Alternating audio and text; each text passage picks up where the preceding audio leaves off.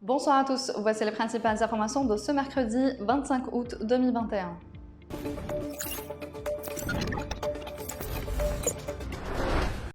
Le ministre des Affaires étrangères et de la communauté nationale à l'étranger, Ramtan Lamamra, a affirmé que le silence du Maroc après la demande de clarification exprimée par le ministère algérien des Affaires étrangères le 16 juillet dernier concernant la dérive dangereuse d'un plénipotentiaire marocain qui avait invoqué un prétendu droit à l'autodétermination du peuple kabyle a épuisé toutes les chances et mené à la rupture des relations avec Rabat. Lamamra a souligné que dans ces deux discours, le souverain marocain n'a pas apporté une réponse claire ou la clarification attendue par toute personne raisonnable, épuisant ainsi toutes les chances sans prononcer les mots qu'il fallait par devoir de responsabilité et de respect, ce qui a donné lieu aujourd'hui à cette décision. L'Algérie refuse de continuer à entretenir une fausse normalité ayant pour effet de maintenir l'ensemble maghrébin dans une situation de grave précarité en porte-à-faux par rapport au droit international, a-t-il précisé.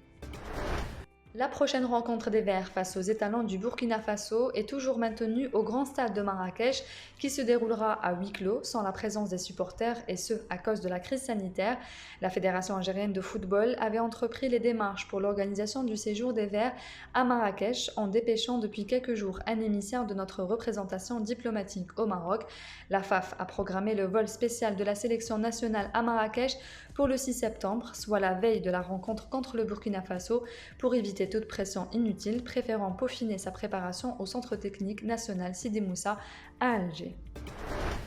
La minoterie principale de transformation et traitement des céréales d'Aris, Betna, a été endommagée dans un incendie qui s'est déclaré ce mercredi à l'unité publique de production de farine et de semoule, selon un bilan préliminaire de la protection civile. Le même bilan relève que les unités de la protection civile dépêchées sur les lieux sont parvenues à protéger des flammes les entrepôts de stockage et le pavillon administratif de la même unité. L'incendie a été maîtrisé et les efforts sont déployés pour une extinction totale des flammes, a indiqué la même source, ajoutant que les causes de l'incendie sont dues, selon les données préliminaires, à une étincelle électrique et que les enquêtes se poursuivent par les autorités compétentes.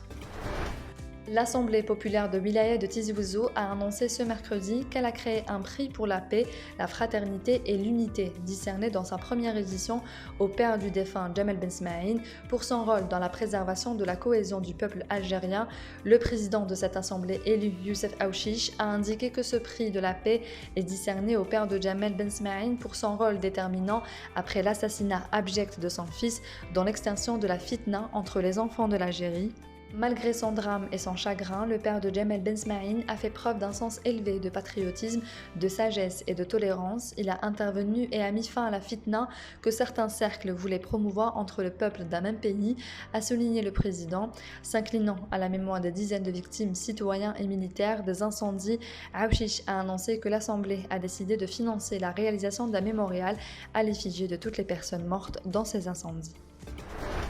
L'unité de production de l'oxygène médical de l'usine Ryanox, basée à Betiwa, à l'est d'Oran, a été mise en service ce mercredi. Cette unité devra répondre aux besoins des établissements hospitaliers des différentes régions du pays et à ce propos, le responsable de l'usine Ryanox, Mohamed Amin Tazi, a indiqué que la quantité d'oxygène médical produite par cette unité sera destinée principalement aux besoins de 17 wilayas de l'ouest du pays. Le surplus de production, estimé entre 30 000 et 40 000 litres par jour, sera destiné aux autres régions du pays, a-t-il précisé.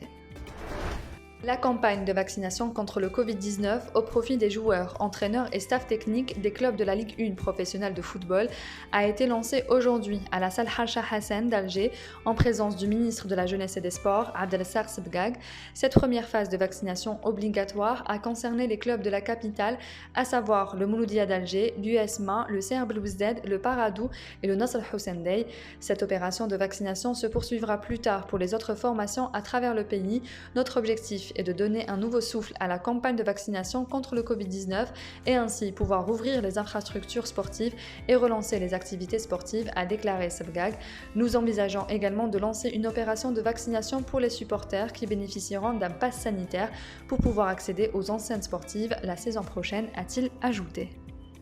C'est la fin de ce journal, merci de l'avoir suivi, on se retrouve demain à la même heure sur nos réseaux sociaux.